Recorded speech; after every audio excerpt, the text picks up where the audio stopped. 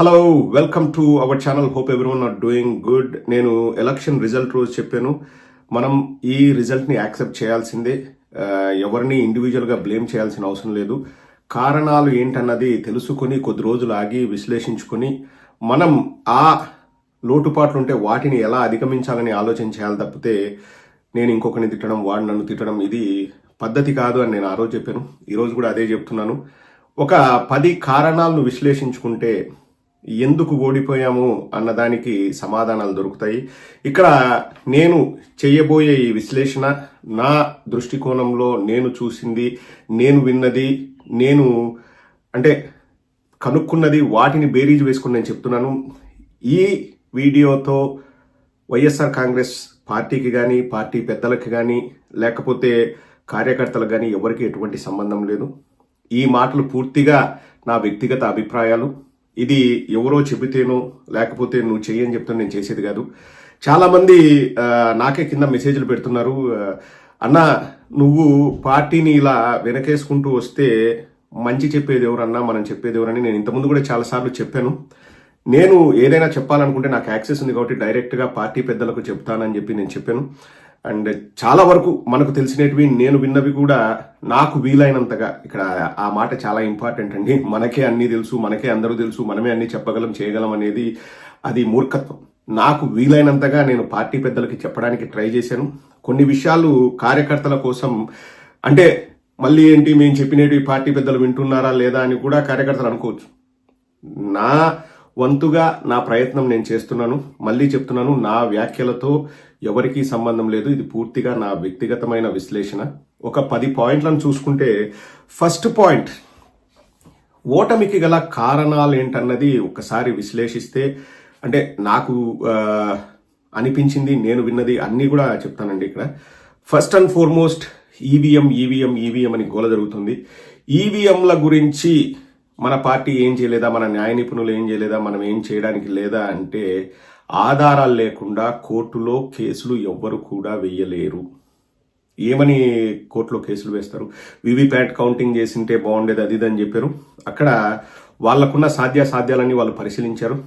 EVM అంటే ఎవరికున్న అనుమానాలు వాళ్ళకున్నాయి.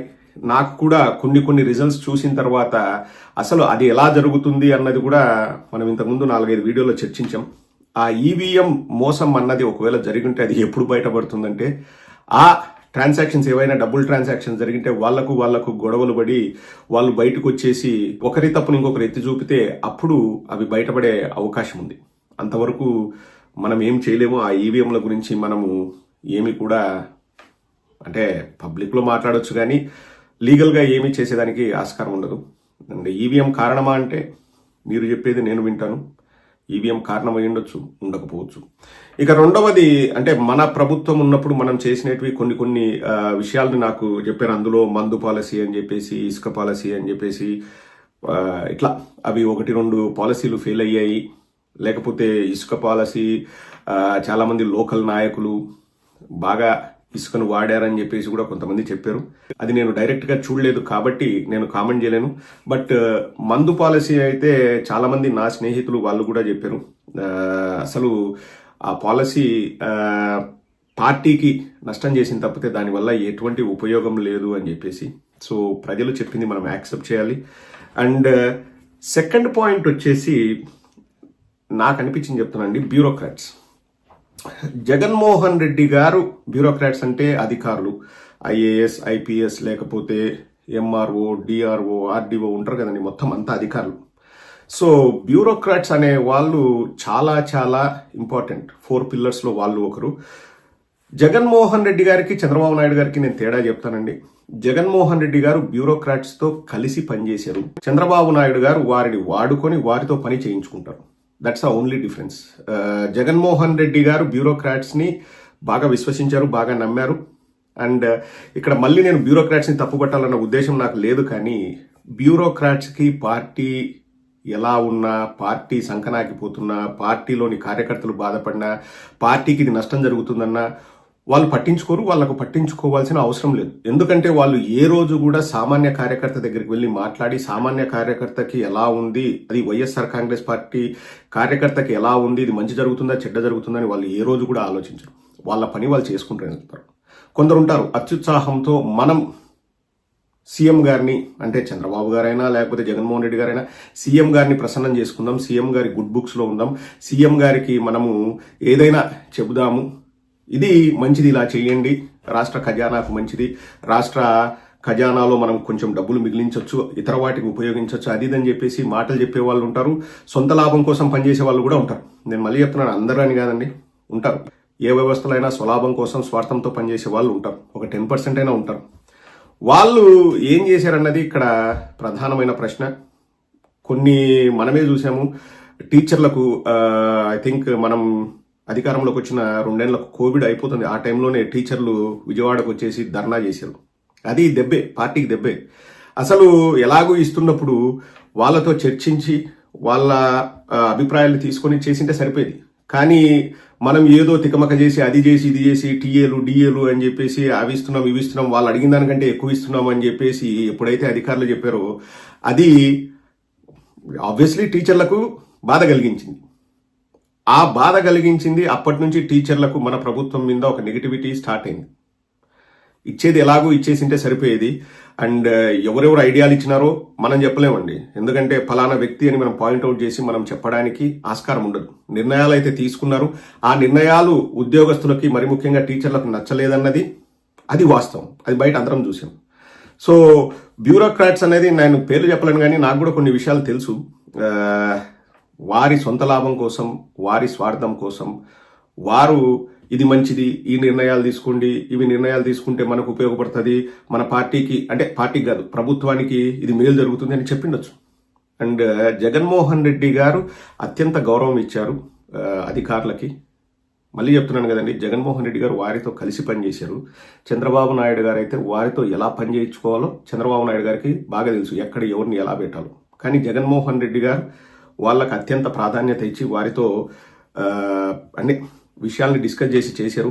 కొందరు అత్యుత్సాహంతో తీసుకున్న నిర్ణయాలు అటు ప్రభుత్వానికి కానీ ఇటు పార్టీకి కానీ అది మంచి చేయలేదు, అది చెడే చేసింది. అంటే చాలా మంచి నిర్ణయాలు తీసుకొని ఉండొచ్చు. ఇక్కడ మళ్ళా పాయింట్అవుట్ చేసి ఈ పర్టికులర్ నిర్ణయం అని చెప్పలేను. నాకు అనిపించింది నేను చెప్తున్నాను. నాకు అనిపించింది కూడా టీచర్ల విషయంలో అప్పుడు టీచర్లు అంటే వాళ్ళు ఏదైనా వాళ్ళ కోరికలతో వచ్చినా వాళ్ళకు ఒక అసోసియేషన్ ఉంటుంది, 3-4 హెడ్ ఉంటారు వాళ్ళ టీంకి. వారితో కూర్చొని ఆమోదయోగ్యమైన ఒక నిర్ణయానికి వచ్చినంటే అది అంత పెద్ద ఇష్యూ అయ్యేది కాదు. బట్ నిర్ణయాలు తీసుకున్నారు. బ్యూరోక్రాట్స్కి ఈ పార్టీ మారి ఇంకొక పార్టీ వస్తుంది, ఈ సీఎం పోయి ఇంకొక సీఎం వస్తున్నాడన్న వాళ్ళకి ఎటువంటి ఫరక్ పడదు. అది మాత్రం 100% గ్యారంటీ. వాళ్ళు 40 ఏళ్ల సర్వీస్ ఉంటుంది, వాళ్ళకి 30 నుంచి 40 ఏళ్ల సర్వీస్ ఉంటుంది. వాళ్ళ సర్వీస్లో 5-6 మంది ముఖ్యమంత్రులు, 7-8 మంది ముఖ్యమంత్రులు చూస్తారు. వచ్చిన ముఖ్యమంత్రితో మంచిగా పనిచేసుకుందాం అంటారు తప్పితే టీడీపీ బాగుండాలి, వైఎస్ఆర్ కాంగ్రెస్ పార్టీ బాగుండాలి అని పనిచేసే వాళ్ళు ఎవరు ఉండరు. మేము ఈరోజు ఇది బాగా పనిచేసామా, ఓకే జగన్మోహన్ రెడ్డి గారికో లేకపోతే చంద్రబాబు నాయుడు గారికో ఐడియాలు ఇచ్చామా, ఈ ఐడియాలు వర్కౌట్ అయినా ఆలోచిస్తారు తప్పితే వాళ్ళకి పార్టీలతో పనే ఉంది. అలా తీసుకున్న నిర్ణయాలు కూడా కొన్ని పార్టీకి చేటు చేసాయి. Next volunteers. వాలంటీర్స్ అన్నది నేను ఇంతకుముందు కూడా చాలాసార్లు చెప్పాను, చాలా అద్భుతమైన ఆప్షన్ అది. అంటే వాలంటీర్స్ వల్ల ఒక గ్రామంలోని వ్యక్తులు ఆఫీసులకు వెళ్లకుండా, దిక్కులు చూడకుండా ఏదైనా మాకు అవసరం ఉంది అంటే వాలంటీర్స్ ఉన్నారు అని చెప్పేసి వాళ్ళు వాలంటీర్స్ని ఏదైనా హెల్ప్ అడిగితే గవర్నమెంట్ తక్షణం చేసే సౌకర్యం పెట్టడం అన్నది hats off to Jaganmohan Reddy గారు. ఆ ఆలోచనకు కూడా హ్యాట్స్ ఆఫ్. అండ్ వాలంటీర్స్ కూడా చాలా చక్కగా పనిచేశారు. వాలంటీర్స్ ఎక్కడ ఎలక్షన్స్ వరకు కూడా వాళ్ళు అటు ఇటు ఏం చేయలేదు. ఎలక్షన్స్ ముందు కొందరు 10,000 ఇస్తా అంటే అటువైపు మొగ్గు చూపారన్నది నేను కూడా విన్నాను. లేదు వాలంటీర్స్ ఏదో వాళ్ళ దగ్గర టీడీపీ వాళ్ళ దగ్గర తాయిలాలు తీసుకొని మనకు అగేన్స్ట్గా పనిచేశారు అన్నది కూడా నేను కొన్ని విన్నాను. బట్ ఓవరాల్గా వాలంటీర్స్ అయితే చాలా చక్కగా పనిచేశారు. వాళ్ళ విధులను వారు సక్రమంగా నెరవేర్చారు. కానీ ఇక్కడ వచ్చిన చిక్కు ఏంటంటే వాలంటీర్స్ అనే వాళ్ళు పార్టీని నడపలేరు. గ్రామ స్థాయిలో వారు పార్టీని భుజాన వేసుకుని వాళ్ళు నడపలేరు. వాళ్ళకి ఆ స్టామినా ఉండదు, వాళ్ళకి ఆ శక్తి ఉండదు. వాళ్ళు 5,000 రూపాయలు గౌరవ వేతనానికి వాళ్ళు పనిచేస్తున్నారు. ఏదైనా ఇప్పుడు గొడవలు జరిగినా లేకపోయినా ఒక కార్యకర్తకు కష్టం వచ్చిందంటే వాళ్ళు ముందుకు వచ్చి వాళ్ళు చేయలేరు. చేయాల్సింది నాయకులు, గ్రామంలో ఉన్న నాయకులు. మనము అంటే నా అభిప్రాయం అండి, వాలంటీర్ సిస్టమ్ని జగన్మోహన్ రెడ్డి గారు ఎందుకు ఇంట్రడ్యూస్ చేశారంటే 2019 ఎలక్షన్స్ రిజల్ట్ తర్వాత ఎవరిని అడిగినా తెలుగుదేశం పార్టీ ఎందుకు ఓడిపోయింది అంటే జన్మభూమి కమిటీలే ప్రధాన కారణము. అక్కడ లోకల్ లీడర్స్ పందికొక్కుల్లాగా ప్రజలకు చెందాల్సిన డబ్బులు వాళ్ళు తిన్నారు, గ్రామంలో ఒకరిద్దరు బాగుపడ్డారు తప్పితే ప్రజలకు ఏమీ అందలేదు. కాబట్టే తెలుగుదేశం పార్టీ ఓటమిలో అది కూడా ఒక ప్రధాన కారణమని చాలా మంది మనమే మాట్లాడుకున్నాం. We learn lessons from the experience. మన అనుభవాల నుంచి మనం పాఠాలు నేర్చుకుంటాం. సో జగన్మోహన్ రెడ్డి గారు ఇలా జరిగితే ప్రజలకు అందాల్సిన ఫలాలు అందవు, మనము ఏదైనా ఒక సిస్టమ్ని గాడిలో పెట్టాలని చెప్పేసి వారు వాలంటీర్ సిస్టమ్స్ అనేది తీసుకొచ్చారు. వాలంటీర్స్ చక్కగా పనిచేశారు, ఆ వ్యవస్థ చక్కగా పనిచేసింది. కానీ ఇక్కడ వచ్చిన సమస్య ఏంటంటే ఆ వాలంటీర్ సిస్టమ్ వల్ల పార్టీ వైఎస్ఆర్ కాంగ్రెస్ పార్టీ నాయకుల్లో ఒక రకమైన నిస్తేజం అయితే వచ్చింది, ఒక రకమైన అసంతృప్తి అయితే వచ్చింది. అంటే ఇంకా మాకు పనులేం లేవు, మేము చేయాల్సింది ఏముంది, మా దగ్గరికి ఎవరు రావట్లేదు, నేను రేపు వెళ్ళి వాడిని ఓటెలా అడగాలి అన్న ఆ భావన అయితే వచ్చింది. మరి ముఖ్యంగా చాలా చోట్ల నేను విన్నాను, ప్రెసిడెంట్లకి అంటే గ్రామ సర్పంచ్లకి పనులు లేకుండా పోయాయి, వారికి ఏం పని లేదు, ఉత్సవ విగ్రహం లాగా తయారయ్యారన్న మాట అయితే నేను విన్నాను. అది ఒప్పుకోవాల్సిన విషయం. ఎందుకంటే నేను చాలా మంది గ్రామ సర్పంచ్లు నాకు ఈ విషయాలు చెప్పారు. సో జగన్మోహన్ రెడ్డి గారి కాన్సెప్ట్ వాలంటీర్స్ అనేది అద్భుతంగా పనిచేసింది. కానీ అది ఇంకొక రకంగా పార్టీ పరంగా మనం ప్రభుత్వ పరంగా ఏదైతే అనుకున్నామో అది 100% అది చేయగలిగాము. బట్ పార్టీ పరంగా అది మనకు తెలియకుండానే ఒక రకమైన నష్టాన్ని పార్టీకి మిగిల్చింది. నెక్స్ట్ జగన్మోహన్ రెడ్డి గారు అంటే ఏదైనా మీటింగుల్లో నా ఎస్సీ, నా ఎస్టీ, నా బీసీ, నా మైనారిటీలు అన్నారు. అది అగ్రవర్ణాలకు కోపం తెప్పించింది. మరీ ముఖ్యంగా రెడ్లెవరు ఓట్లేదన్నది ఒక వాదన. ఇక్కడ జగన్మోహన్ రెడ్డి గారి ఆలోచన విధానం ఏంటంటే జగన్మోహన్ రెడ్డి గారు అందరినీ ఒక తాటిపైకి తెద్దాం, సమాజ నిర్మాణం చేద్దాము, బడుగు బలహీన వర్గాలకే కదా ప్రభుత్వం కావాల్సింది, అంటే వారికే ఎక్కువ అవసరం ఉంటుంది, పేదవాడికే ప్రభుత్వంతో ఎక్కువ పని ఉంటుంది, ఉద్యోగం చేసుకునే వాళ్ళకో వ్యాపారస్తులకో లేకపోతే బాగా డబ్బున్న వాళ్ళకో వారికి అంత అవసరం ఉండదు. వీరిని కూడా వీళ్ళ అప్బ్రింగింగ్ కోసం మనం పాటుపడితే కొద్ది సంవత్సరాల తర్వాత ఒక 10 ఏళ్ళు 20 ఏళ్ల తర్వాత సమాజం అన్నది కంప్లీట్గా మారిపోతుందన్న గొప్ప ఆలోచనతో జగన్మోహన్ రెడ్డి గారు అది చెప్పారే కానీ నేను ఎక్కడా రెడ్డీస్కి అగెయిన్స్ట్ అని కానీ లేకపోతే నేను అగ్రవర్ణాలకు అగెయిన్స్ట్ అని కానీ ఆయన ఎక్కడా చెప్పలేదు. కానీ దురదృష్టవశాత్తు ఇక్కడ ప్రాబ్లం ఎక్కడొచ్చింది అంటే జగన్మోహన్ రెడ్డి గారు ఒక్కరూ చెబితే అది సరిపోలేదు. మనం దాన్ని ప్రజల్లోకి బలంగా జగన్మోహన్ రెడ్డి గారి ఆలోచన విధానం ఏంటి, జగన్మోహన్ రెడ్డి గారి ఆశయాలు ఏంటన్నది మనం ప్రజల్లోకి బలంగా తీసుకెళ్లడంలో మనం విఫలమేమన్నది అది వాస్తవం. జగన్మోహన్ రెడ్డి గారు ఒక్కరు మాట్లాడి పాపం ఎండనక వాననక ఆయన ప్రచారాలు చేసి ఊరు వాడ తిరిగి అన్ని చేసిన అది కొంతవరకు అంటే ఒక 40% మనకు ఓటు శాతం వచ్చేలాగా చేయగలిగింది. కానీ ఒక 10% న్యూట్రల్ ఓటర్స్ని మనం ఆ విషయాల్ని కూలంకుషంగా వారికి చెప్పడంలో మనం సక్సీడ్ అయ్యామా అంటే లేదనే చెప్పాలి. ఆశయం చాలా గొప్పది, జగన్మోహన్ రెడ్డి గారి ఆశయం చాలా చాలా గొప్పది. కానీ దాన్ని అర్థమయ్యే విధంగా ప్రజల్లోకి తీసుకెళ్ళలేకపోయాం, అది మనకు మైనస్ అయింది. అండ్ ఈ సెక్షన్లోనే ఇంకొకటి ఏంటంటే పథకాలు. మనం ఇచ్చిన పథకాలన్నీ కూడా అపోజిషన్ వాళ్ళు ఏం చెప్పడానికి ట్రై చేశారంటే జగన్మోహన్ రెడ్డి గారి సొంత డబ్బు ఇస్తున్నారా, జగన్మోహన్ రెడ్డి గారి జేబులో డబ్బు ఇస్తున్నారా, మన డబ్బులే మనకి ఇస్తున్నారని వాళ్ళు బాగా చెప్పారు. కానీ వాళ్ళే మళ్ళీ ఎక్కువ పథకాలు ఇస్తామని చెప్పారు. ఇప్పుడు నేను ఎన్నో వీడియోలు చెప్పాను జగన్మోహన్ రెడ్డి గారి జేబులో నుంచి డబ్బు ఇవ్వట్లేదు. కానీ టైం టు టైం సిస్టమ్ను గాడిలో పెట్టి ఎంత బాగా ఈ సిస్టమ్ని నడుపుతున్నారో ఒకసారి ఆలోచన చేయండి అని నేను 100 సార్లు వీడియోలో చెప్పాను. కానీ దురదృష్టవశాత్తు అది జనం అంటే ప్రజల మైండ్లోకి అది ఎక్కలేదు. అవతల వాళ్ళు చెప్పిందే వాళ్ళు విశ్వసించారు. అండ్ చంద్రబాబు నాయుడు ఇచ్చిన పథకాలకి వాళ్ళు ఒక 2 to 3% అటువైపు మొగ్గు చూపిన మాట వాస్తవం. మహిళలు కానీ నేను ఇండియాకు వచ్చినప్పుడు 5-6 మంది మహిళలను అడిగితే అవును మాకు 3 గ్యాస్ సిలిండర్లు వస్తాయి, మా ఇంట్లో 3 పిల్లలు ఉన్నారు, ప్రతి ఒక్కరికి 15,000 వస్తుంది, ఇంతకుముందు జగన్మోహన్ రెడ్డి గారికి వేసాము, ఇప్పుడు చంద్రబాబు నాయుడు గారికి వేసామని చెప్పేసి స్వయంగా నేను 4-5 మహిళలను అడిగితే అందరు ఇదే మాట చెప్పారు. నేను విజయవాడ నుంచి మా ఊరు వస్తూ మధ్యలో ఐ థింక్ కావలి దగ్గర అనుకుంటా, నాకు కరెక్ట్గా ఊరు పేరు తెలీదు, అక్కడ రోడ్డు పైన ఈ మామిడికాయలు అమ్ముతుండ్రు. ఒక చోట ఆపి మామిడికాయలు కొనే ఆ మహిళను అడిగితే ఆవిడ అదే చెప్పింది, ఇంతకుముందు నేను వైఎస్ఆర్ కాంగ్రెస్ పార్టీకి వేసాను, ఇప్పుడు నేను తెలుగుదేశంకి వేసాను, ఎందుకంటే మాకు 3 సిలిండర్లు వస్తాయి, 15,000 వస్తుందని చెప్పేసి వాళ్ళ పథకాలు కూడా నమ్మారు. అది ఇంప్లిమెంట్ చేయడానికి సాధ్యం కాదని మనం ఎంతో చెప్పాము. కానీ ప్రజలకి అంత డెప్త్గా వాళ్ళు అర్థం చేసుకో. ఇప్పుడు రాష్ట్రం అప్పులైతే నాకింది, ఎవడు అప్పు చేస్తున్నాడు, ఎవడు అప్పు కడుతున్నాడు, ఎక్కడుంది అనేది ప్రజలకు సామాన్యులకు తెలియదు. మాకు వస్తుందా లేదా, మాకు ఈరోజు పూట గడిస్తే చాలు అనుకునే వాళ్ళు చాలామంది ఉంటారు. సో అక్కడ కూడా 1 or 2% ఎక్కువ జరిగిందని నేను అనుకోను.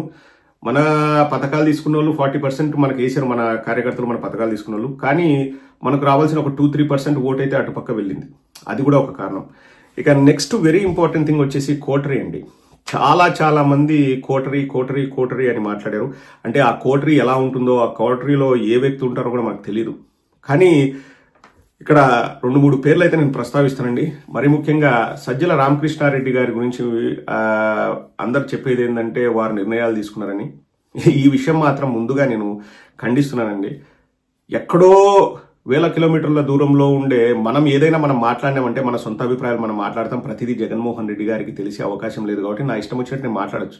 కానీ ప్రతిరోజు అనునిత్యం జగన్మోహన్ రెడ్డి గారి పక్కనున్న సజ్జల రామకృష్ణారెడ్డి గారు జగన్మోహన్ రెడ్డి గారికి తెలియకుండా వారు మాట్లాడతారని అనుకోవడం అది మూర్ఖత్వం. ఎలా అండి? ఇప్పుడు జగన్మోహన్ రెడ్డి గారికి తెలియకుండా జగన్మోహన్ రెడ్డి గారి అభిప్రాయాల్ని విభేదించి సజ్జల రామకృష్ణారెడ్డి గారు వచ్చేసి బయట మాట్లాడగలరా? It's impossible. ఎలా మాట్లాడతారు? ప్రతిరోజు జగన్మోహన్ రెడ్డి గారితో ఉంటారు. నేను చూసింది నేను చెప్పగలనండి. ఎవరికైనా అన్యాయం జరిగిందా లేదా అంటే అది నేను చెప్పడం కష్టము. అండ్ నేను వెళ్ళినప్పుడు సజ్జల రామకృష్ణారెడ్డి గారు నాతో బాగా మాట్లాడారు. 10-15 నిమిషాలు మాట్లాడారు. ఎలక్షన్కు ముందు రోజు చాలా మందితో, అంటే నా మిత్రులతో, వాళ్ళతో అందరితో బాగా మాట్లాడారు. మీతో మాట్లాడినంత మాత్రాన అన్ని కరెక్ట్గా జరిగినట్లా అంటే అది కూడా ఒక అపవాదం అయితే ఉంది. ఎవరైనా నాయకులు వచ్చేసి ఏదైనా సజ్జల రామకృష్ణారెడ్డి గారికి చెప్తే అది సీఎం గారికి చెప్పట్లేదు, అది సీఎం గారికి అందట్లేదు అని కొందరు అన్నారు. అది నా దృష్టికి తీసుకొచ్చారు. వాటి గురించి నేను కామెంట్ చేయలేను. అండ్ అంటే ఇప్పుడు నాకు నచ్చంది ఏదైనా జరిగిందనుకోండి, నేను బాధపడతాను. అది ఏదైనా జరిగిందా లేదా అన్నది ఒక సజ్జల రామకృష్ణారెడ్డి గారికి లేకపోతే ఆ వ్యక్తికి, ఎవరైనా వచ్చి మాట్లాడిన వ్యక్తికి తెలుస్తుంది. అండ్ అగైన్ కొన్నిసార్లు ఏమవుతుందంటే కొందరు వచ్చేసి గొంతమ్మ కోరికలు కోరుతారు. ఇది నేను మళ్ళీ తప్పుగా అనట్లేదండి, నేను జనరలైజ్ చేసి చెప్తున్నాను. అవి ఎవరికైనా సజ్జల రామకృష్ణారెడ్డి గారికి కానీ, విజయసాయి రెడ్డి గారికి కానీ, వైవి సుబ్బారెడ్డి గారికి కానీ అవి తీర్చలేరు. అప్పుడు వాళ్ళు హర్ట్ అవుతారు. హర్ట్ అయ్యి ఇంకో రకంగా స్ప్రెడ్ చేయడం కూడా స్టార్ట్ చేస్తారు. ఇప్పుడు నేను కూడా చెప్తున్నాను కదండి, నాకు కూడా పార్టీలో గత 4-5 ఏళ్లలో చాలాసార్లు ఇంకా చెప్పుకుంటే అంటే మనకే బాధ వేస్తుంది. ఇప్పుడు ఒక చక్కటి ఉదాహరణ చెప్తాను. ఒక వ్యక్తితో, చాలా పెద్ద వ్యక్తులండి, నేను మాట్లాడి ఒక 5-10 నిమిషాలు మాట్లాడాను. అతను నా గురించి మాట్లాడాడు, నన్ను పేరు పెట్టి మాట్లాడాడు, నేను ఎవరో తెలుసు, నేను వీడియోస్ చేస్తానని తెలుసు. నేను మొన్న ఎలక్షన్ అయిపోయిన తర్వాత కూడా జగన్ నన్ను కలవడానికి వెళ్ళినప్పుడు చూసి పలకరించాను. ఎవరు నువ్వు అన్నట్లు చూసి తలదిప్పుకొని వెళ్ళిపోయాడు. అండ్ అలాగే ఇంకొక వ్యక్తి కూడా నా గురించి ప్రస్తావిస్తే నాకు అతను ఎవరో తెలియదు అన్నారంట. ఇంకా మనం ఏం చేయలేం. ఇంతకుముందు 1-2 సార్లు నాకు ఏదైనా అవసరం వచ్చినప్పుడు ఒకటి అత్యంత అవసరమైన విషయం గురించి నేను, అంటే నా పర్సనల్ కాదు, ఇబ్బంది వచ్చి ఏదో అడిగితే కూడా అడిగాను, 1-2 అడిగారు, పట్టించుకోలేదు. అవన్నీ కూడా జరుగుతూ ఉంటాయండి. నాకు కూడా జరిగాయి, నాకు కూడా అవమానాలు జరిగాయి. అవి అవమానాలు అని నేను అనకూడదులే కానీ, ఎందుకంటే మనం పనిచేసేది జగన్మోహన్ రెడ్డి గారి కోసం. ఒక జగన్మోహన్ రెడ్డి గారి కోసం మనం పనిచేసుకుంటూ వెళ్తాం. దారిలో మనం అనుకున్నట్టు జరగకపోవచ్చు. చాలా మంది లేండి, పేర్లు అనవసరము, ఫోన్లు చేస్తే కూడా ఎత్తరు. ఖాళీగా ఉన్నా, మనం ఎవరో తెలిసినా, మనము ఏదైనా అవసరం కూడా కాదు, ఏదైనా విషయం మాట్లాడదామని చెప్పినా వాళ్ళు ఎత్తరు. ఇంకా దానికి మనం ఏం చేయగలం? We have to leave it. But ఒకటండి, ఇదే సందర్భంలో సజ్జల రామకృష్ణారెడ్డి గారి పేరు చెప్పాను కాబట్టి సజ్జల భార్గవ్ గారి గురించి కూడా కామెంట్ చేస్తున్నాను.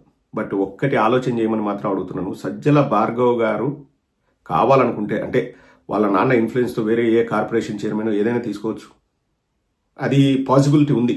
కానీ సోషల్ మీడియా ఇన్ఛార్జ్ అన్నది నోట్లో తలకాయ పెట్టినట్టే అండి. చాలా కత్తి మీద సాము లాంటిది ఆ పొజిషన్. ఎందుకంటే అపోజిషన్ వాళ్ళు దుమ్మెత్తిపోస్తారు. ఒకవేళ మనం ఏదైనా మన వాళ్ళు వారు చేసేది నచ్చకపోతే మన వాళ్ళు కూడా తిడతారు. ఇంకా దానికంటే దరిద్రమైన ఫీల్డ్ ఇంకోటి ఉండదు. సోషల్ మీడియా కంటే దరిద్రమైన ఫీల్డ్ రాజకీయంలో ఇంకోటి ఉండదు. అంటే ఏది, ఈ అబ్యూజు, ఈ తిట్లు, ఇవన్నీ చాలా దారుణంగా ఉంటాయి. కానీ అదే ఇచ్చారు. అండ్ నాకు వ్యక్తిగతంగా నాకు తెలుసు, సజ్జల భార్గవ్ గారికి ఆ పొజిషన్ ఇమ్మని చెప్పేసి సజ్జల రామకృష్ణారెడ్డి గారు అడగలేదన్న విషయం నాకు తెలుసు. అది జగన్మోహన్ రెడ్డి గారి నిర్ణయం. అండ్ వారు చెప్పిన దాన్ని వారు ఎస్ అన్నారు, సజ్జల భార్గవ్ గారు. సో 1-2 మిస్టేకులు జరుగుతూ ఉంటాయండి. ఎందుకంటే ప్రతి ఒక్కరిని సాటిస్ఫై చేయలేం. ప్రతి ఒక్కరిని సాటిస్ఫై చేయలేము, అది ఇంపాసిబుల్. బట్ సజ్జల భార్గవ్ గారు వారికి ఉన్న పరిధిలో వారు చాలా చక్కగా పనిచేశారు. అండ్ ఇది ఎందుకు చెప్తున్నానంటే ప్రతిదీ అక్కడ కోటరిలో ఉన్న వాళ్ళ మాటలు చెల్లుబాటు అవుతాయన్న దానికి కూడా లేదండి. జగన్మోహన్ రెడ్డి గారు నిర్ణయాలు తీసుకుంటారు, వాళ్ళు అమలు చేస్తారు. ఇక లేదు వాళ్ళు కొన్ని విషయాలు జగన్మోహన్ రెడ్డి గారి దాకా వెళ్లకుండా ఆపేశారంటే అది నాకు తెలియదు. ఇది నేను ఎందుకు ప్రస్తావిస్తున్నాను అంటే చాలా మంది నాకు ఈ విషయాన్ని చెప్పారు, నేను అది జస్ట్ ప్రస్తావిస్తున్నాను. అండ్ ఎవరు మంచి ఎవరు చెడ్డ అని చెప్పడానికి మనకంత స్థాయి ఉండదండి. ఇప్పుడు ఏ విధంగా చెప్పగలం వీళ్ళు మంచోళ్ళు వీళ్ళు చెడ్డోళ్ళు అని? నాకు ఏదైనా ఎవడైనా పని చేసి పెడితే వాడు మంచోడు, ఏదైనా ఎవడైనా పని చేసి పెట్టకపోతే వాడు చెడ్డోడు. దట్స్ మైండ్ సెట్, నాకనే కదా ఎవరికైనా కానీ. బట్ నాకు అనిపించేది ఏంటంటే సొంత నిర్ణయాలు అయితే అక్కడ తీసుకునేదానికి ఆస్కారం ఉండదు. జగన్మోహన్ రెడ్డి గారు ఏదైనా చెబితే ఎవరైనా చెప్పవలసిందే కానీ జగన్మోహన్ రెడ్డి గారి అభీష్టాన్ని ధిక్కరించి ఎవరు కూడా నిర్ణయాలు తీసుకోరు. ఇంకా ఎవరికైనా అసంతృప్తులు ఉంటే దాన్ని ఇప్పుడు మనకు కావాల్సినంత టైం ఉంది, వాటిని పరిష్కరించుకొని ఒక టీమ్గా బిల్డ్ చేసుకోవడం అన్నది చాలా ఇంపార్టెంట్. నెక్స్ట్ వచ్చేసి కార్యకర్తలు చాలా చక్కగా పనిచేశారండి. కార్యకర్తల గురించి కంప్లైంట్ చేయడానికి ఏం లేదు, మాట్లాడడానికి కూడా ఏం లేదు. నేను ఎప్పుడూ ఒకటి చెప్తాను, కార్యకర్తలు పార్టీకి వెన్నెముక లాంటి వాళ్ళు. జెండా మోసే కార్యకర్త లేకపోతే ఏ పార్టీ కూడా ఉండదు, అది మనుగడ సాగించలేదు. కార్యకర్తలు మనకు ఇప్పటికీ బలంగా ఉన్నారు. కార్యకర్తలు మన పార్టీని ఈ 5 ఏళ్ళు కూడా వాళ్ళు భుజాన మోస్తారు. 2029లో మన పార్టీ మళ్ళీ అధికారంలోకి రావడానికి ప్రతి ఒక్క కార్యకర్త కష్టపడతాడు. ఇక్కడ కార్యకర్తల వైపు నుంచి మాత్రం నాకు అనిపించేదండి ఎటువంటి ఇది లేదు. వారు చేయాల్సినంత వాళ్ళు చేశారు. ఇప్పటికీ ఎంతగా బాధపడుతున్నారంటే కొందరైతే కార్యకర్తలు నాకు లిటరల్గా ఫోన్ చేసి ఏడుస్తున్నారు, అన్నా నేను అన్నం తిని 10 రోజులైందన్నది. మనకు అవన్నీ ఆలోచించినప్పుడు ఎంతో బాధేస్తుంది. అంటే ఇప్పుడు చూడండి, బ్యూరోక్రాట్స్ ఉన్నారు, వాళ్ళు వెళ్ళి చంద్రబాబు నాయుడుకు బొకే ఇస్తున్నారు, దండలేస్తున్నారు, వాళ్ళ పనులు వాళ్ళు బిజీ అయిపోయారు, వాళ్ళకేం బాధ ఉండదు. కానీ బాధపడేది ఎవరు? కార్యకర్తకి మంచి జరిగితే పార్టీ 10 కాలాల పాటు చల్లగా ఉంటుంది. ఎస్, ఇప్పటికీ మన కార్యకర్తలు ఎవ్వరు కూడా అఫ్కోర్స్ బాధపడుతున్నారు, నిరాశ చెందారు, కానీ ఎవ్వరు కూడా జగనన్నను కాదని మేము వెళ్తామనేవాడు ఎవడు లేడు. అందరూ జగనన్నతోనే ఉన్నారు. జగనన్న అంటే ప్రాణమిచ్చే కార్యకర్తలు లక్షల్లో కోట్లలో ఉన్నారు. అదే మన పార్టీకి బలము. అండ్ జగన్మోహన్ రెడ్డి గారు, నేను వ్యక్తిగతంగా మాట్లాడినప్పుడు కూడా జగన్మోహన్ రెడ్డి గారు చెప్పింది ఒకటే, ప్రతి కార్యకర్తకు అండగా ఉంటానని జగన్మోహన్ రెడ్డి గారు చెప్పారు. ఆ నమ్మకం నాకుంది. రానున్న రోజుల్లో ప్రతి కార్యకర్తను జగన్మోహన్ రెడ్డి గారు కలుస్తారు. నీకు ఎలా తెలుసు ఆయన్ని అనవసరము, కలుస్తారు, ఖచ్చితంగా మాట్లాడతారు. ఖచ్చితంగా వాళ్ళకి ఏదైనా సమస్యలు ఉంటే జగన్మోహన్ రెడ్డి గారు భరోసా ఇస్తారు. ఆ మాత్రం నేను చెప్పగలను. నెక్స్ట్ సోషల్ మీడియాలో కూడా చాలా చక్కగా పనిచేశారండి. అందరూ కూడా మనకు వీలైనంతగా మనం చెప్పాము, కానీ అంటే సోషల్ మీడియా వరకు మనము వాళ్ళకంటే ఎక్కువ పనిచేసాము. మనకు స్ట్రెంత్ బాగుంది, మనం స్ట్రాంగ్గా ఉన్నాము. మన సోషల్ మీడియా కార్యకర్తలు దేశాల్లో ఉన్న వాళ్ళు, విదేశాల్లో ఉన్న వాళ్ళు, ఇతర రాష్ట్రాల్లో ఉన్న వాళ్ళు అందరూ కూడా కలిసికట్టుగా పనిచేశారు. Hats off to all the social media warriors. నేను వాళ్ళ గురించి చెడ్డగా మాట్లాడితే ఇంకా నా గురించి నేను చెడ్డగా మాట్లాడుకున్నట్టే. మనకు వీలైనంతగా మనం చేసాము. ఒక్కచోట నాకు అనిపించింది ఏంటంటే, ఒక కంటెంట్ క్రియేటర్స్ని మనం ఇంకా ఎక్కువ తయారు చేసుకోవాలి. ఇప్పుడు ఏదైనా ఒక సమస్య వచ్చినప్పుడు దాన్ని ధీటుగా ఎదుర్కొనగల వాళ్ళు ఒక టీం అంటే ఎలా ఉండాలంటే, ఒక వాయిస్, వినిపించే వాయిస్ ఒకటి ఉంటే, రాసే వ్యక్తి ఒకటి ఉంటే, సలహాలు ఇచ్చే వాళ్ళు ఒకటి ఉండాలి. అదొక టీం అవుతుంది. So the output will be the best and ప్రజలకి చెప్పగలము. అది జరుగుతుందని నేను అనుకుంటున్నాను. We will work out in that way. And media అండి, మన మీడియా స్ట్రెంత్ అయితే సరిపోలేదు, అది మాత్రం వాస్తవం. వాళ్ళు అబద్ధాలు, విషయాలు కక్కి జనాల్లోకి తీసుకెళ్లి అది నిజమని చేయగలిగే కెపాసిటీ వాళ్ళకు ఉంది. వాళ్ళు చేశారు కూడా. అంటే ఇప్పుడు మనం ఏమనుకోవాలి, ఇంకా వాళ్ళు చెప్పింది నమ్మాలనుకోవాలి. నేను అందుకోసం అని చెప్పేసి ఎలక్షన్స్ అయిన తర్వాత కూడా ఈ ఎల్ముడల సాంబిగాడి గురించి కానీ, ఏబిఎన్ గురించి అని ఇంకో గురించి మాట్లాడలేదు. ఎందుకంటే నాకు అనిపించింది ఒకటే అండి, మనం మాట్లాడి వాళ్లకు ఇంకా ఎక్కువ ఇంపార్టెన్స్ ఇచ్చి వాళ్ళ గురించి ఎక్కువ మాట్లాడేలాగా, ఎక్కువ ప్రజలు వాళ్ళ గురించి ఆలోచించేలాగా చేసేవేమో అనిపించింది. సో ఇప్పుడు వాళ్ళు చెప్పిందే విన్నారనేది మనం ఒప్పుకోవాలి. సో ఇంకా వాళ్ళ గురించి మాట్లాడాల్సిన పని లేదు, అవసరం కూడా లేదు. మనం ఏం చేయాలన్నది, మనం ఎలా ప్రజలకు మంచి చేయాలనేది మనం ఆలోచించుకోవాలి. సోషల్ మీడియాలో మన వాళ్ళు చేయాల్సిందంతా చేశారు. అండ్ రానున్న రోజుల్లో సోషల్ మీడియాని మరింత పటిష్టపరుస్తాం, దాంట్లో ఎటువంటి డౌట్ లేదు. ఇంకా మీడియా పరంగా ఏం చేయాలన్నది పార్టీ పెద్దలు నిర్ణయించాలి. మనకు సాక్షి ఉంది, అదొక్కటి సరిపోవట్లేదు. And we have to see what we need to do. Next networking. Point number 8 వచ్చేసి నెట్వర్కింగ్. ఇది బిగ్గెస్ట్ ప్రాబ్లం అండి. నేను ఇంతకుముందు కూడా 2-3 సార్లు ప్రస్తావించాను. ఉండవల్లి అరుణ్ కుమార్ గారు ఒక విషయాన్ని చక్కగా చెప్పారు. పైన జగన్మోహన్ రెడ్డి గారు ఉన్నారు, బాగా పనిచేశారు. కింద కార్యకర్త ఉన్నారు, మధ్యలో పార్టీ ఎక్కడుంది? పార్టీని నిర్మించుకోండి అని చెప్పేసి ఉండవల్లి అరుణ్ కుమార్ గారు చెప్పారు. ఆయన మాటలతో నేను ఏకీభవిస్తాను. నెట్వర్కింగ్ అన్నది ఇంకా బలం కావాల్సిన అవసరం ఉందండి. మనకు ఉంది కదా అంటే ఉన్నది సరిపోలేదు, లేకపోతే ఇటువంటి రిజల్ట్ ఎందుకు వస్తుంది? జగన్మోహన్ రెడ్డి గారి పరిపాలనలో దాని గురించి నెక్స్ట్ వస్తానండి. ఇప్పుడు మనం ఏదైనా చేసినది ప్రజలకు ఎంతవరకు చెప్పుకున్నాం అన్నది ఆలోచించాలి. నెట్వర్కింగ్ అన్నది ఫోన్ చేస్తే కోర్స్ అవసరం ఉండే ఫోన్ చేస్తాం లేని, అంటే పార్టీ పరంగా అవసరం ఉండి పార్టీకి ఏదైనా మంచి ఆ చేసిన ఫోన్ కూడా జనాలు ఎత్తలేదు అంటే నా విషయం వరకు నేను చెప్తున్నాను, ఇంకా అక్కడ కట్ అయిపోతుంది. మనం ఏదైనా చెప్పాలనుకున్నది అక్కడ రీచ్ అవ్వదు. సో ఒక నెట్వర్కింగ్ అన్నది స్ట్రాంగ్గా బిల్డ్ చేయాలి. కార్యకర్త నుంచి ఏదైనా మంచి ఇన్ఫర్మేషన్ ఇస్తే అది అధినాయకుడికి చేరేలాగా ఆ నెట్వర్కింగ్ అన్నది మనం బిల్డ్ చేసుకోకపోతే కష్టమండి. ఇప్పుడు ఎవడైనా కానీ ఇప్పుడు నేను చెప్పి ఏం లాభంరా వినేవాడు ఎవడు అనేది ఆ నిస్తేజం అన్నది కార్యకర్తలో వచ్చిందంటే ఇంకా వాడు ఎవడికి చెప్పుకోగలడు గోడు?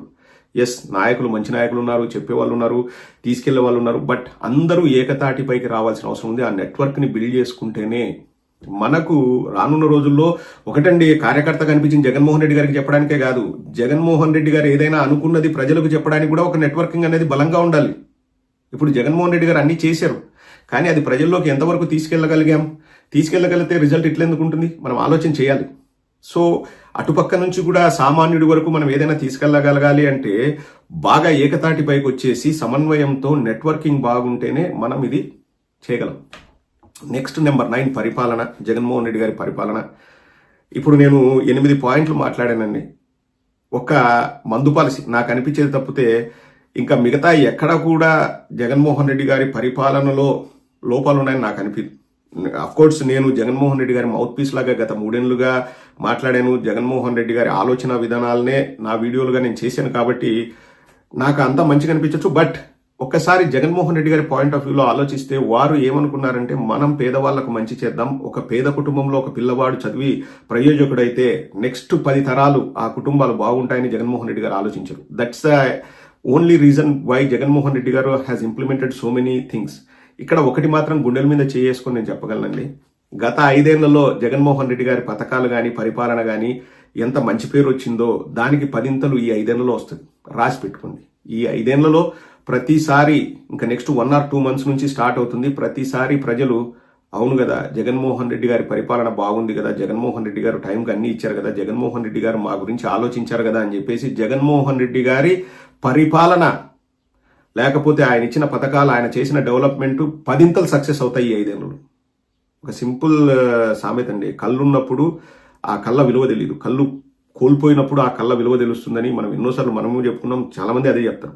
సో జగన్మోహన్ రెడ్డి గారి పరిపాలన ఏంటన్నది, జగన్మోహన్ రెడ్డి గారు ఎలా పరిపాలన చేశారు, జగన్మోహన్ రెడ్డి గారు ఏ ఉద్దేశంతో పరిపాలన చేశారు, జగన్మోహన్ రెడ్డి గారు ప్రజలకు ఎందుకు మేలు చేయాలనుకున్నారు, ఎందుకు ఈ పథకాలు ఇచ్చారు, ఉచితాలు శ్రీలంక. ఇప్పుడు ఈ 5 ఏళ్లలో 10 రెట్లు ఎక్కువ అవి పాపులర్ అవుతారు. చూడండి, రాసి పెట్టుకోండి. అన్ని మంచిగా చేశారు, మంచి ఉద్దేశంతో చేశారు. మన దురదృష్టం ఏంటంటే మనం అది ఎఫెక్టివ్గా ప్రజల్లోకి చెప్పుకోవడంలో మనం విఫలమయ్యాం. ఇప్పుడు కార్యకర్తలు అన్నది దట్స్ ఎ డిఫరెంట్ థింగ్ అండి. అంటే ప్రభుత్వం వేరు, పార్టీ వేరు. కార్యకర్తలకి కొంచెము అసంతృప్తి వచ్చింది, కార్యకర్తలు ఇబ్బంది పడ్డారా, కార్యకర్తలకు ఏం జరగలేదంటే that's a totally different issue. Yes, ఈ నెక్స్ట్ 5 years లో ప్రతి కార్యకర్తను జగన్మోహన్ రెడ్డి గారు కలుస్తారు, జగన్మోహన్ రెడ్డి గారు మాట్లాడతారు, అది కూడా చేస్తారు. కానీ ప్రభుత్వ పరంగా పరిపాలన పరంగా జగన్మోహన్ రెడ్డి గారికి ఇప్పటికీ నన్ను అడిగితే అండి 100కి నేను 95-96 మార్కులే వేస్తాను. ఎందుకంటే జగన్మోహన్ రెడ్డి గారు చేసినవి నెక్స్ట్ 5 ఏళ్లలో మీరు చూడండి, అన్నీ సక్రమంగా చేసి ప్రతి ఒక్కరికి మంచి చేశారు. అండ్ ఇక్కడ నాకు ఒక అతను మంచి విషయం చెప్పాడండి, పరిపాలన అన్నది ఇచ్చాపురం నుంచి హిందూపురం వరకు ఒకేలాగా చేశారు జగన్మోహన్ రెడ్డి గారు, కానీ స్థానిక పరిస్థితులు వేరుంటాయి. కార్యకర్తల విషయానికి వస్తే అండి, ఇప్పుడు ఇచ్చాపురంలో ఒకలాంటి సమస్య ఉంటుంది, హిందూపురంలో ఒకలాంటి సమస్య ఉంటుంది, కర్నూలులో ఒకలాగా ఉంటుంది, విజయవాడలో ఒకలాగా ఉంటుంది. అన్నిటినీ మనం ఒక ఘాటికి కట్టేయలేము. సో పరిపాలన అన్నది అందరికీ ఒకే రకంగా చేయాలని జగన్మోహన్ రెడ్డి గారు ఆలోచించారు. కానీ ఈ విధంగా ఒక్కొక్క ప్రాంతంలో డిఫరెంట్ ఇష్యూస్ ఉండడం వల్ల అవి ఒక్కోసారి వర్కౌట్ అయ్యాయి, ఒక్కోసారి వర్కౌట్ కాలేదన్న మాట అన్నారు, which is a valid point. ఆ పాయింట్తో నేను కూడా ఏకీభవిస్తాను. వాటి మీద కూడా మనం దృష్టి పెడితే బాగుంటుంది. అండ్ డెవలప్మెంట్ అండి, ఇప్పుడు ఈ 5 ఏళ్లలో చంద్రబాబు నాయుడు గారే ఎన్నో రిబ్బన్ కటింగ్లు చేస్తారు చూడండి. జగన్మోహన్ రెడ్డి గారు స్టార్ట్ చేసి ఫినిష్ చేసిన వాటికి కూడా ఆ లిస్ట్ వేస్తేనే చాంతాడంత లిస్ట్ అవుతుంది. పోర్ట్లు కానీ, హార్బర్లు కానీ, స్కూళ్ళు కానీ, మెడికల్ కాలేజెస్ కానీ, కొత్త సంస్థలు కానీ, ఇవన్నీ కూడా ఏమంటే మనం మళ్ళా చెప్పుకోగలిగామా అంటే. ఇక లాస్ట్ నెంబర్ 10 అన్నిటికంటే ఇంపార్టెంట్, ఏమి చేయాలి, చేయాల్సింది ఏంటి? మనం హ్యాపీగా, అంటే మన నాయకుడు ఏదైతే చేశాడో అది ప్రజలకు గుర్తు చేస్తూ అవకాశం కోసం ఎదురు చూడడమే ఒక కార్యకర్తగా మనం చేయాల్సింది. ఖచ్చితంగా ఒకటి మాత్రం చెప్పగలనండి, జగన్మోహన్ రెడ్డి గారి పరిపాలనలో తప్పు జరిగింది అని చెప్పడానికి ఎక్కడ ఆస్కారం లేదు. మన పార్టీ పరంగా ఇబ్బందులు వచ్చాయి, అది డిఫరెంట్ ఇష్యూ. కానీ జగన్మోహన్ రెడ్డి గారి పరిపాలన అప్పుడు అద్భుతంగా చేశారు. అది ఇంకా ఎక్కువ ప్రాచుర్యంలోకి వస్తుంది 5 ఏళ్లలో. మన అవకాశాల కోసం మనం వెయిట్ చేయాలి. అండ్ కార్యకర్తలకి ఈ సందర్భంగా నేను చెప్పేది ఏంటంటే, ఎవరు సంయమనం కోల్పోవద్దు, ఎవరు డీలా పడాల్సిన అవసరం లేదు, ఎవరు నిరాశ నిస్పృహ ఇటువంటివి అవసరమే లేదు. ఎస్, బాధ అయితే ఉంది, బాధ నుంచి ఆలోచనలు వస్తాయి. మన నాయకుడి మీద భరోసా పెట్టుకొని మనం పనిచేద్దాం. మన పార్టీ 2029లో తప్పకుండా అధికారంలోకి వస్తుంది. ఎక్కడైతే తప్పులు జరిగాయో నేను ఒక 10 విషయాల్ని నా దృష్టికోణంలో నేను చెప్పాను, ఇంకా ఉంటాయి. అవన్నీ కూడా మీరు కింద కామెంట్స్లో యాడ్ చేయొచ్చు. వాటన్నిటిని కూడా నేను ఒక పాయింట్స్ లాగా చేసి మనం వీలైతే పార్టీ పెద్దలకు పంపించే ప్రయత్నం అయితే మనం చేద్దాం. సో ఈ ప్రయత్నాలు మనం చేసుకుంటూ ప్రజల పక్షాన మనం నిలిచి, ప్రభుత్వం ఏదైతే చేస్తుందని చెప్పి అధికారంలోకి వచ్చిందో అవి చేయకపోతే వాటిని ఎండగడుతూ ప్రజలకు మనం దగ్గర అవుతే ఖచ్చితంగా ఫలితాలన్నవి మెరుగ్గా ఉంటాయి. పోయినసారి కూడా మనం ఏమీ తప్పు చేయలేదు. మన దురదృష్టవశాత్తు కొన్ని సంఘటనలు మనం చేయని వాటిని కూడా శ్రీలంక అవుతుందని అది ఇది అని చెప్పేసి మన ఉద్దేశాలకు ఏదో తప్పులను లేకపోతే దురుద్దేశాలను ఆపాదిస్తూ మనల్ని ఇబ్బంది పెట్టారు. వాళ్ళు సక్సెడ్ అయ్యారు విషయంలో. బట్ ఈ 5 ఏళ్ళు ప్రజలే తెలుసుకుంటారు మనం ఏ విధంగా పరిపాలన చేసాము, జగన్మోహన్ రెడ్డి గారి ఆలోచన విధానాలు ఏంటనేది ఈ 5 ఏళ్లలో ఇంకా విస్తృతంగా ప్రజల్లోకి వెళ్తుంది.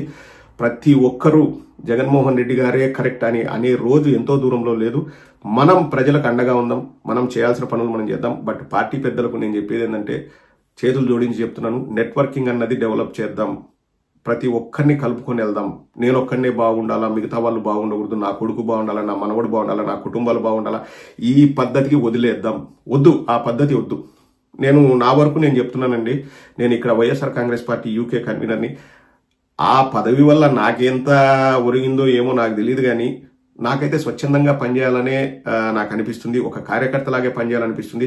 భవిష్యత్తులో కూడా ఇది నేను ఓపెన్గా చెప్తున్నానండి, మనస్ఫూర్తిగా చెప్తున్నాను.